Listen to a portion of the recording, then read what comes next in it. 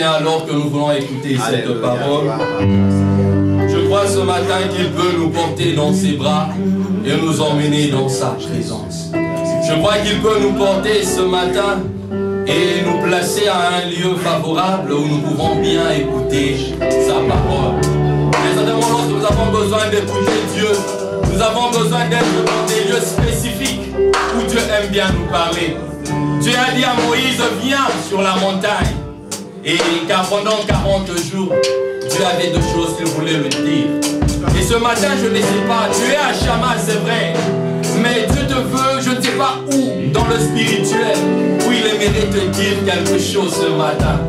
J'aimerais que Dieu te porte dans ses bras et te place là où tu vas l'entendre, là où il va prendre soin de toi. Voilà pourquoi nous le savons, qu'il me portera toujours dans ses bras. Voilà pourquoi nous voulons chanter ensemble ce cantique. Il m'abandonne pas, oui, je crois, je crois. Je crois que tu me porteras dans tes bras pour toujours. Tu m'abandonnes.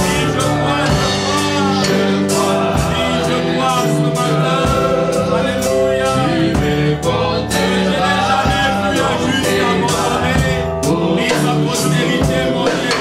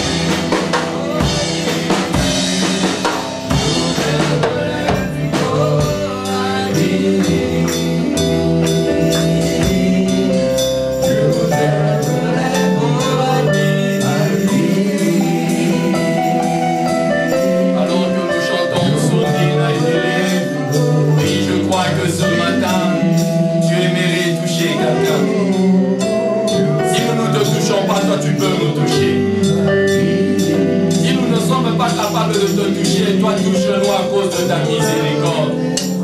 Si nous ne pouvons pas, oh Dieu, toi touche-nous par cette parole. Dans le nom de Jésus. Au commencement, c'était la parole était avec Dieu et c'est Dieu la parole. Et ce matin, nous ne voulons pas écouter un homme, c'est Dieu que nous voulons écouter. Parle, tes serviteurs écoutent. Par le Saint-Esprit, nous voulons communiquer simplement ta pensée. Et merci pour les anges qui sont en ces lieux. Et merci pour l'atmosphère du ciel qui s'est déverse ce matin. C'est au nom de Jésus-Christ que nous sanctifions cette parole et nous la bénissons. Au nom de Jésus-Christ. Amen. Amen. Alléluia. Que Dieu soit béni.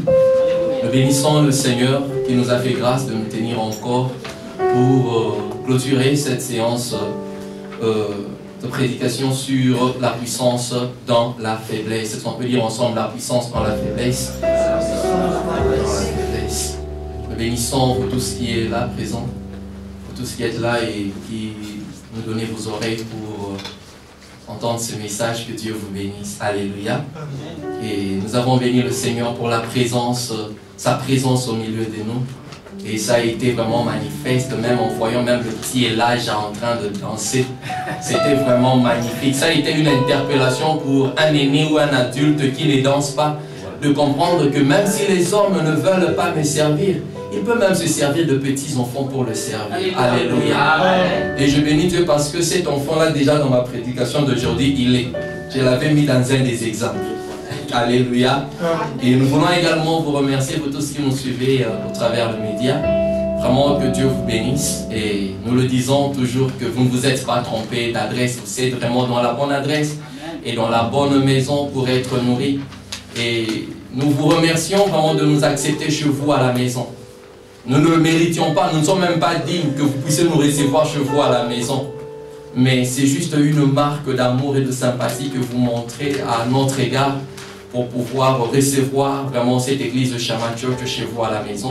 Et nous prions vraiment que Dieu vous bénisse et toute la famille de Shama Church vous aime et vous salue et vous encourage à continuer à suivre toujours ces vidéos sur YouTube en tapant seulement Shama TV et vous allez voir nos différentes vidéos défiler et vous serez encore édifiés pour la gloire de Dieu. Et si vous entendez que cela vous a édifié, alors partagez ces vidéos aux autres personnes afin que nous puissions étendre le royaume des dieux sur la terre. Amen. Nous sommes en train, j'aimerais d'abord poser une question. J'avais donné un devoir la fois passée. Qui a lu le passage que je nous ai recommandé de lire la fois passée? Il y a un passage que je donne. Quelqu'un peut me rappeler d'abord le passage? Mais nous voulons la puissance. Il y a un passage que j'ai donné à l'introduction de mon message. J'ai dit, allons lire à la maison.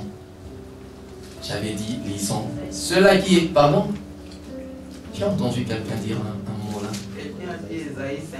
Que Dieu bénisse cette personne. Et c'est comme ça toujours à l'école. Il y a un prof, 40 étudiants, mais il y a un dernier et il y a un premier.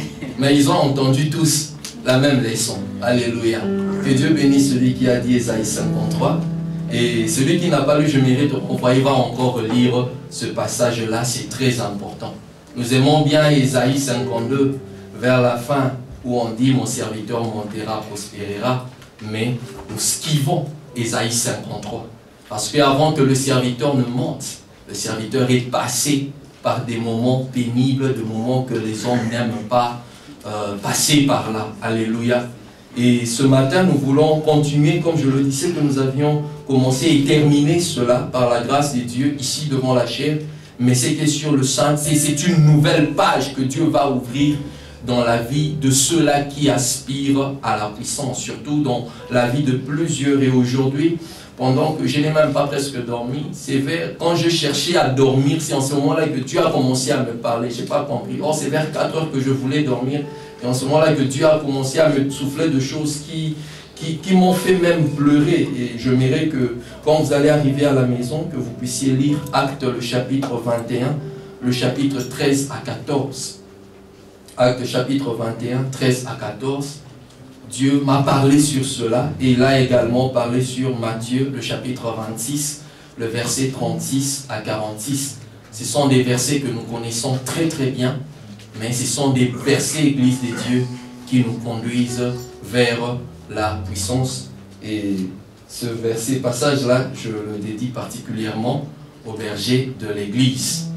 Et que le Seigneur nous fortifie tous. Alléluia. Je le dédie au berger de l'Église.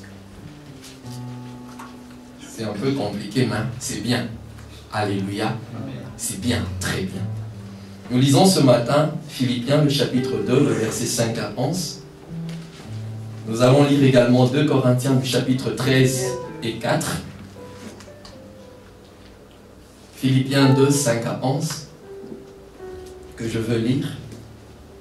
Et 2 Corinthiens 13, 4 que je lirai.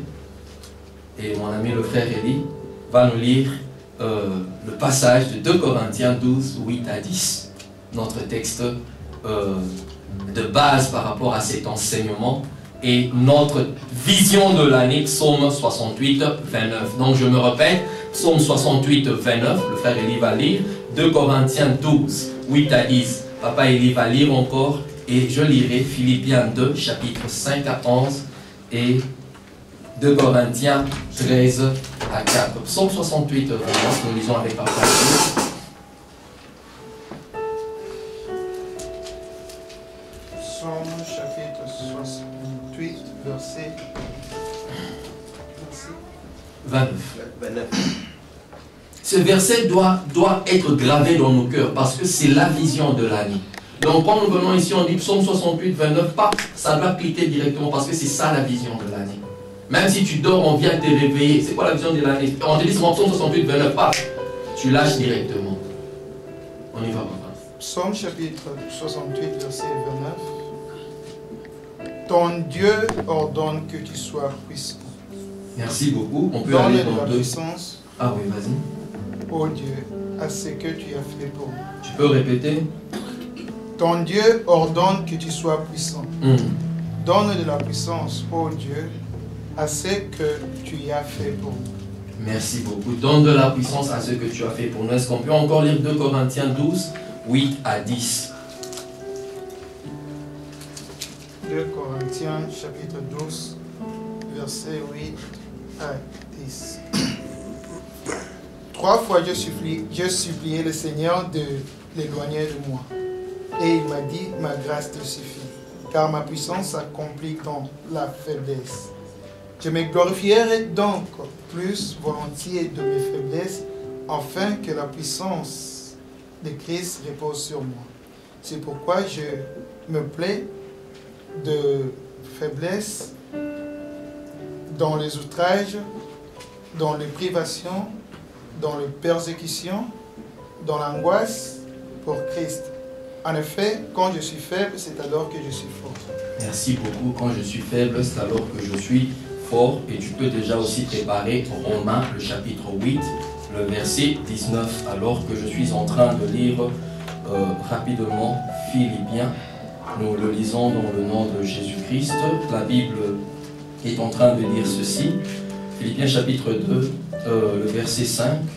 Ayez en vous les sentiments qui étaient en Jésus-Christ, lequel, existant en forme de Dieu, n'a point regardé comme une proie arrachée d'être égal avec Dieu, mais s'est dépouillé lui-même en prenant une forme de serviteur, en devenant semblable aux hommes et ayant paru comme un simple homme.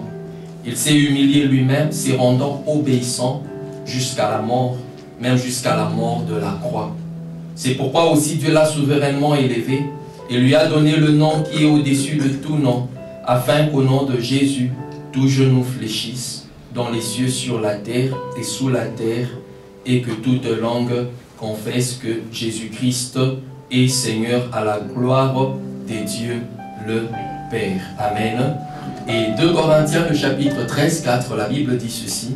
Car il a été crucifié à cause de sa faiblesse, mais il vit par la puissance de Dieu.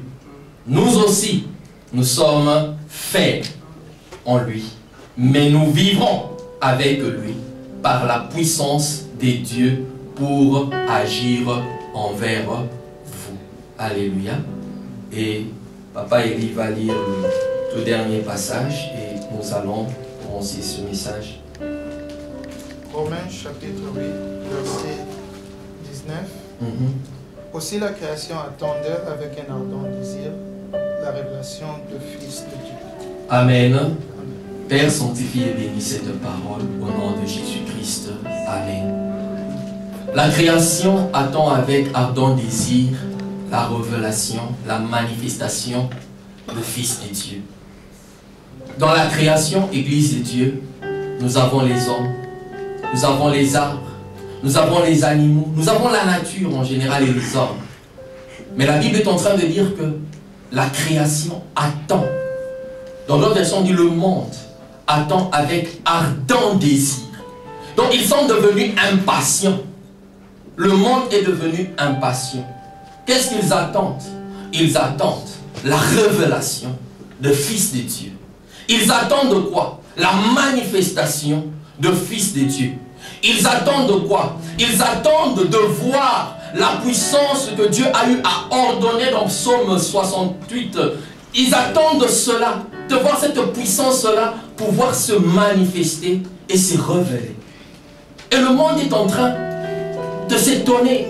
Mais le Fils de Dieu devait se manifester. Mais qu'est-ce qui se passe pour que le Fils de Dieu ne se manifeste pas? Qu'est-ce qui se passe pour que les enfants de Dieu qui sont comblés de puissance n'arrivent pas à paraître au grand jour? C'est ce que le monde attend, Église de Dieu. C'est comme lorsque quelqu'un, un homme va doter dans une famille, dans sa belle famille. Vous allez vous rendre compte que la belle famille attend sérieusement.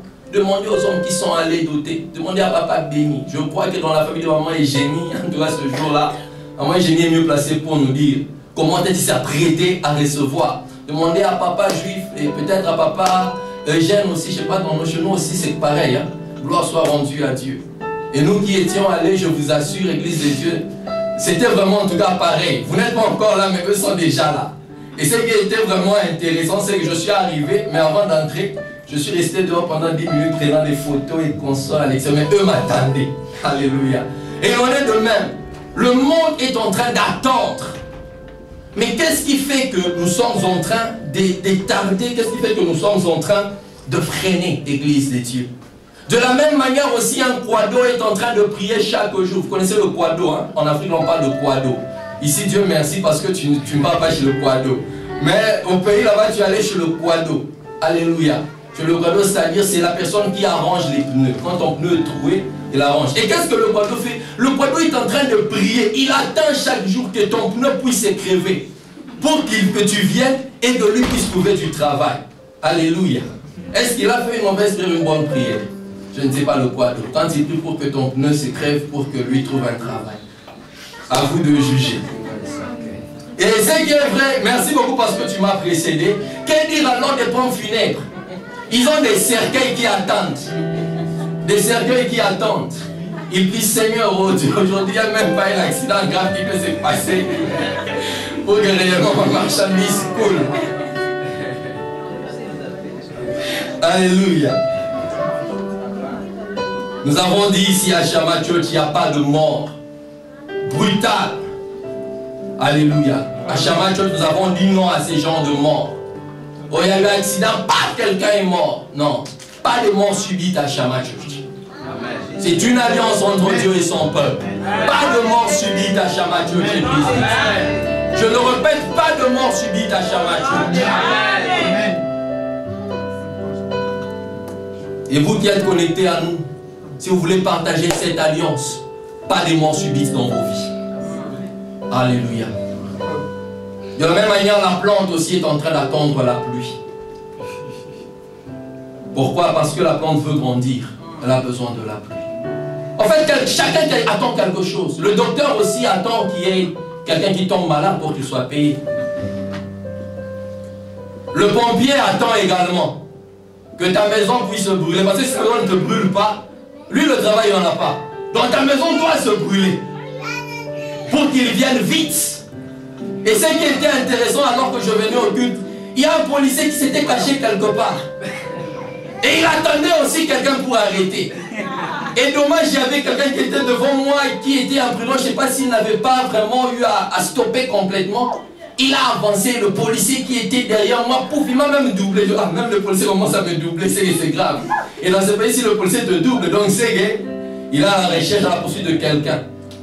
Et à quelques mètres seulement, il y a le Christmas light. Hein? Joyeux Noël. Quand le policier te fait Joyeux Noël aux États-Unis, c'est vraiment intéressant. Et là, tu penses directement à la carte de banque. Hein? Parce que tu sais, il y a ticket et consort. Donc le policier même est en train d'attendre. Donc chacun est en train d'attendre. Voilà pourquoi le monde aussi est en train d'attendre que nous, en tant que fils de Dieu, que nous manifestions la puissance de Dieu. Mais qu'est-ce qui se passe?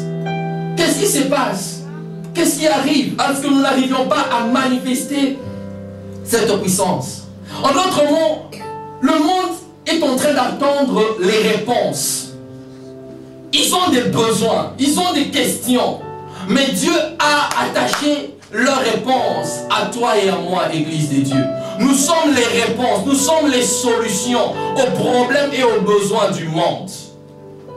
Dis-toi que je suis une solution, Église de Dieu. Tu peux bien le dire, je suis une solution. Je suis un homme solution. Je suis une femme solution. J'ai cru entendre un frère aller dire, je suis une femme solution. Non, c'est pas le frère. Même à l'internet, j'ai entendu un frère dire, je suis une femme solution. Oui, nous sommes des solutions, Église de Dieu, pour le monde. Mais c'est qu'il est vrai aussi, tu n'es pas solution pour tout le monde. Tu es solution pour une catégorie de personnes bien déterminées que Dieu a placées sur ta ligne, sur ta trajectoire. Alléluia. Maintenant, là, est-ce que tu as besoin d'un pompier? Mais le pompier existe. Hein? Tu n'as pas besoin de lui. Tu n'as pas besoin de lui. Mais quelqu'un en ce moment, s'il voit un pompier en train de passer parce que sa maison est en train de brûler, il va vite courir. Monsieur le pompier, viens vite dans ma maison. Viens vite dans ma maison. Et l'en est demain. Sache que tu dois le savoir que tu es une réponse, mais pas à tous. Alors, priez-les à Dieu. Que là où réellement tu dois être une réponse à quelqu'un, que Dieu t'emmène là-bas. Quand vous lisez avec moi, avec l'histoire de l'eunuque éthiopien, vous allez vous rendre compte, de l'autre côté, il y avait l'eunuque éthiopien qui était en train de lire la Bible, qui ne comprenait pas. Et Dieu a dépêché le diacre Philippe. Et l'a projeté jusque là où l'eunuque était pour que l'eunuque arrive à comprendre ce verset. Et le passage que l'eunuque éthiopien était en train de lire, c'était le passage de Ésaïe 53 que vous avez oublié de lire. Donc comprenez que ce passage-là, toute la fois que tu es en train de le lire, Dieu dépêche toujours quelqu'un, un ange lui-même, pour pouvoir bien te faire comprendre qu'est-ce qui s'est passé. Voilà pourquoi tu ne pouvais pas laisser l'eunuque éthiopien rentrer. Il était venu à Jérusalem pour adorer, mais ne devait pas le laisser rentrer sans avoir compris ce que ce passage-là vous le dit, d'Ésaïe 53, qui est très importante pour nous. Alléluia. Église de Dieu, c'est comme j'étais en train de dire, nous sommes de réponses et nous sommes des solutions. Et Acte le chapitre 1er, le verset 8 est en train de dire cela, que vous recevrez une puissance, celle du Saint-Esprit, et vous serez mes témoins. Alléluia. En fait, un témoin, c'est un représentant. Un témoin, c'est quelqu'un qui apporte solution. Un témoin, c'est quelqu'un qui a vécu, qui est témoin, qui a vu ce que Dieu a fait dans sa vie et qui est mieux placé pour pouvoir bien te l'expliquer. Certaines situations dans lesquelles tu traverses, tu n'arrives pas à comprendre, que le monde traverse, n'arrive pas à comprendre, mais Dieu t'a mieux placé pour que tu arrives à bien les expliquer ces choses. Un témoin, c'est comme un ambassadeur, quelqu'un qui vient représenter le royaume de Dieu sur la terre. Mais pour arriver à bien faire ce travail-là, il te faudra le Saint-Esprit. Et quand le Saint-Esprit arrive, et celui qui emmène la puissance dans ta vie. Et quand il emmène la puissance, c'est alors que tu arriveras à apporter solution aux problèmes de la création. Tu arriveras à apporter solution aux problèmes des hommes, au salut des hommes. Pas seulement aux problèmes spirituels, mais aussi aux problèmes sociaux. Les gens pensent que quand on parle de la vie chrétienne, nous ne voyons que l'aspect spirituel. Oui, c'est vrai, c'est l'aspect qui gouverne le matériel. Voilà pourquoi nous nous penchons plus sur le spirituel. Mais nous négligeons pas l'aspect matériel, Église des dieux.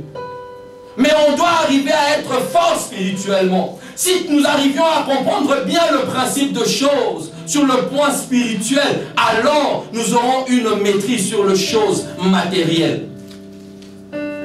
Est-ce qu'on se comprend, Église de Dieu? Voilà pourquoi quand le Saint-Esprit vient, il nous aide à sauver l'homme spirituellement, mais aussi l'homme matériellement, socialement, dans tous les différents aspects. Et Ésaïe 61, le verset 1 à 4, est en train de le dire. L'Esprit de l'Éternel est sur moi et l'Éternel m'a donné l'onction pour. Et quand Dieu te donne la puissance, ce n'est pas pour le faire chômer, pour la faire chômer. Dieu donne la puissance pour pouvoir la libérer, pour pouvoir faire un travail, pour donner à la création ce dont elle a besoin. Dieu ne gaspille jamais sa puissance. Dieu ne peut pas donner à quelqu'un une puissance alors il sait bien que tu vas devoir la gaspiller. Comme ce fut le cas avec celui qui avait un talent qu'il a enterré. Dieu veut que tu arrives à faire travailler la puissance qu'il a placée en toi.